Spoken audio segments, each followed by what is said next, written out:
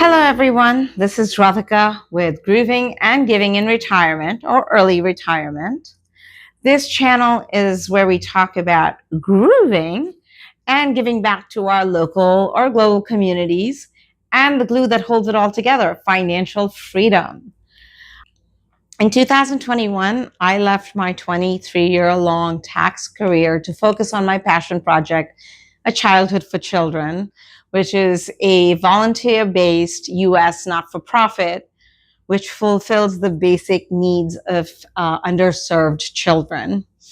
I will put a link in the description below if anybody is interested. Please check us out. In today's video, I'm going to be talking about the grooving part, and I am grooving on down to Antarctica. So today I am filming this video mid-March 2025, and it is about my 1-year anniversary for my trip to Antarctica. I took the trip last year, but that's not where my story started. So I've always wanted to go to Antarctica, and if you've watched any of my other videos, sometimes decisions get made for you. So my husband, who's a photographer, also had Antarctica on his professional needs list. He was building his portfolio after the pandemic. A lot of things changed in his profession after the pandemic, and one of the things he needed to do was build his portfolio or rebuild his portfolio, I should say. And Antarctica was on his list because, again, that was the last continent that he needed, and it certainly says something. He's a freelance photographer focusing on travel, focusing on wildlife, and focusing on a bunch of other things like food, weddings. By the way, I will put a link to his site also. So here's a plug for him. If you're interested in any of his photographs or hiring a photographer, reach out to him. His website is www.johndesilvaphotography.com. He's also on social media. Okay, with that out of the way. So we wanted to go to Antarctica, and happened that it was on both our lists. But we had actually looked into going to Antarctica in 2016.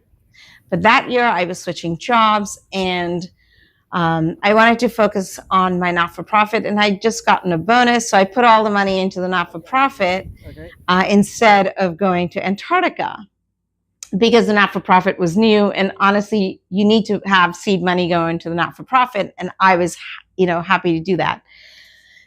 Then the next time we booked a trip to Antarctica was 2019. And this is when we booked the trip a year in advance.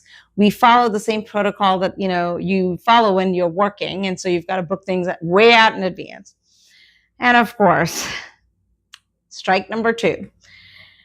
What happened? Well, the company we booked with did not pay the lease on its ships.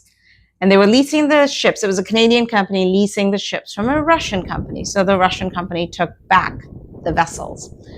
So we were supposed to go 2019, 2020, before the pandemic, for New Year's Eve. We were going to camp out on the ice in Antarctica on New Year's Eve 2019. We were also going to fly into Antarctica. So the cost of our trip was quite high. Well, unfortunately, it didn't happen. Not because of the pandemic, but it didn't happen because the Canadian company went belly up. Now, we had travel insurance with AIG, and it was, I would say, one of the worst experiences we've ever had. We did not collect all of our money, and we did have to hire an attorney to help us.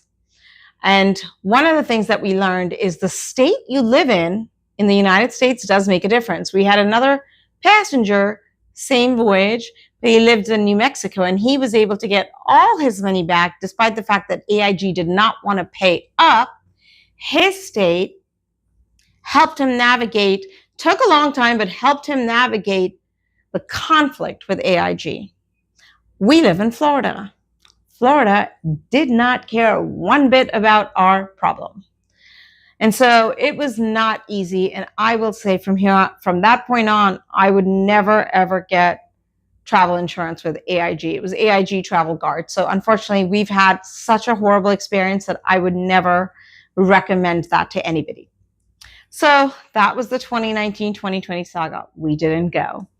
Very disappointed, but we had spent a lot of money and we had lost a lot of money.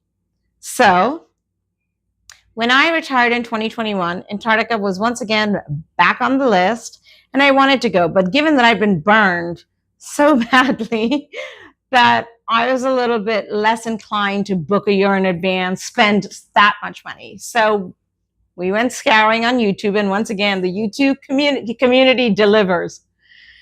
And we watched videos that talked about last minute deals to Antarctica. I'll link some of those videos because they really should get the credit. And we kept watching the videos, and then another video popped up in our feed with freestyles.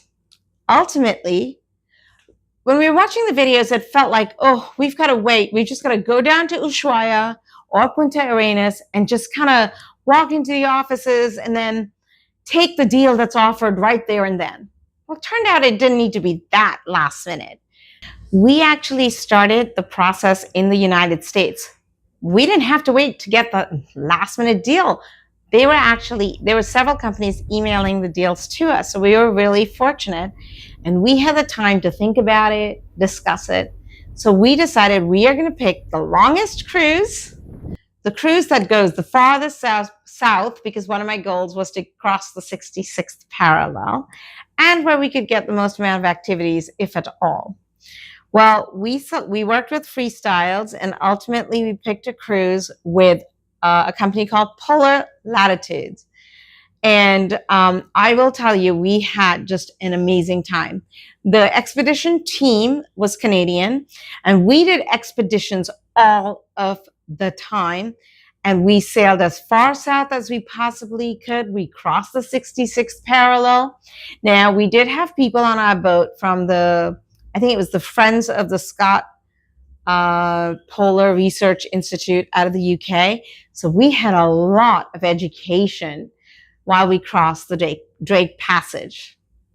Speaking of the Drake Passage, I was really quite nervous about the Drake Shake. But turned out we got super lucky both ways, going in, coming back, and we got the Drake Lake. Now, I will say our experience was so spectacular that we are considering going back, and we likely will look for another cruise. And like before, because we have the flexibility of time, we think we'll just fly down to Ushuaia and park ourselves there, or even start the process earlier with Freestyles and say, hey, we want to do this again. Look, when people are booking a year in advance, there's obviously bound to be some people who can't travel a year from now. And so you've got to, there's open spaces, right? And they've got to fill them, just like when you think about flights, hotels, or whatever it is. The same principle. And anyway, it was an extraordinary experience. The nature, the environment, the beauty of it all is spectacular. The expeditions we did. So we actually stood on the continent, not just the peninsula, on the continent. And we spent a lot of time just walking around and exploring. It was beyond anything I could have imagined or expected, and I'm so grateful that I had such a wonderful experience. We also did kayaking. We actually ended up going to the Ukrainian research station. This was quite an extraordinary trip. I'm going to try and put as much information as I can in the description. If you are considering a trip to Antarctica, please Google Freestyles, call them. The team is absolutely spectacular. We really liked them. We were able to borrow some of the gear from them so we didn't have to carry our stuff. And that way we could travel around the rest of South America without a bunch of stuff for Antarctica. Anyway, if you have questions, please put them in the comments below. This has been Grooving and Giving in Retirement or Early Retirement. I am Radhika. Thank you so much for spending your time with me today. Sayonara.